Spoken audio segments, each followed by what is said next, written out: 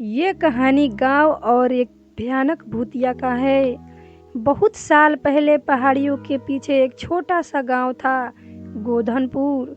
दिन में यह गांव बिल्कुल शांत रहता था, मगर रात के बाद कोई भी बाहर नहीं निकलता था। वजह थी गांव के बीच में बना एक पुराना चौक, काला चौक था। कहते थे कि वहां रात होते ही एक परछाई घूमती थी, बिना पाँव की, बिना आवाज की, सिर्फ सरसराती हवा जैसी फुसफुटाहट सुनाई देती थी। एक रात गांव का चरवाहा लखन देर से घर लौट रहा था। उसने सोचा कि शॉर्टकट रास्ते से निकल जाए, काला चौक से निकल जाता हूँ। जैसे ही वह चौक के बीच पहुंचा, अचानक हवा थम गई, पेड़ बिल्कुल स्थिर हो गया। तभी एक धीमी आवाज आई, लखन लौट जा। लखन ने पीछे देखा, कोई नहीं था। जैसे ही उसने कदम बढ़ाया, एक लंबी काली परछाई धीरे धीरे जमीन से ऊपर उठने लगी। उसका चेहरा नहीं था, सिर्फ धुंध और लाल चमकती दो आंखें जो लखन को घूर रही थी। लखन डर के मारे बेहोश होकर गिर पड़ा। जब मिलकर गांव वाले सुबह उसे उठाकर लाए, उसने एक ही बात कही, वो चौक पर नहीं रहती, वो चौक से गांव में आने लगी है।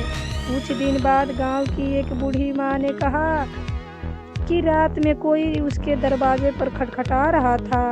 जब उन्होंने दरवाजा खोला तो कोई नहीं था, लेकिन मिट्टी में किसी के बिना पैर के बने निशान थे, जो सीधे काला चौक की तरफ जा रहा था। गांव के लोग घबरा गए।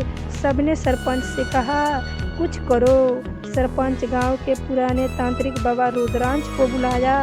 बाबा ने रात में एक चौक के बीच मिट्टी पर हाथ रखकर मंत्र पढ़ना शुरू किया। जैसे ही मंत्र की आखिरी आवाज निकली, जमीन से जोर से कांपती काली परछाई का बवंडर उठा और उसके बीच एक औरत की आकृति बनी। मुंह जला हुआ था, बाल खुले थे, हाथ लंबे और टेढ़े थे। वो चिल्लाई, यह मेरा घर है, मुझे धोखा मिला है, मैं बदला लिए बिना नहीं जाऊंगी। बाबा ने मंत्र रोककर पूछा, कौन सा धोखा? औरत रोते रोते बोली, सालों पहले गांव वालों ने मुझे डायन कहकर इसी चौक पर मार दिया था, जबकि मैं निर्दोष थी। उसकी आवाज इतनी दर्द भरी थी कि हवा भी कांप उठी। बाबा ने कहा, तेरी यातना अब खत्म होगी। उन्होंने एक दिया जलाकर चौक के बीच में रख दिया। अगर तू सच में निर्दोष थी तो इस रोशनी के साथ ऊपर चली जा। औरत की आत्मा थोड़ी देर तक तड़पती रही, फिर धीरे धीरे दिए की लौ में समा गई। लौ कुछ सेकंड के लिए फड़फड़ाया, नीला हुआ और फिर शांत हो गया। उस दिन के बाद काला चौक पर कभी भी कोई परछाई नहीं दिखी। लेकिन कहते हैं कि अमावस के रात जब हवा बिल्कुल शांत हो, दिए की नीली लौ आज भी चमक उठती है, जैसे वो औरत अभी भी गांव को देख रही।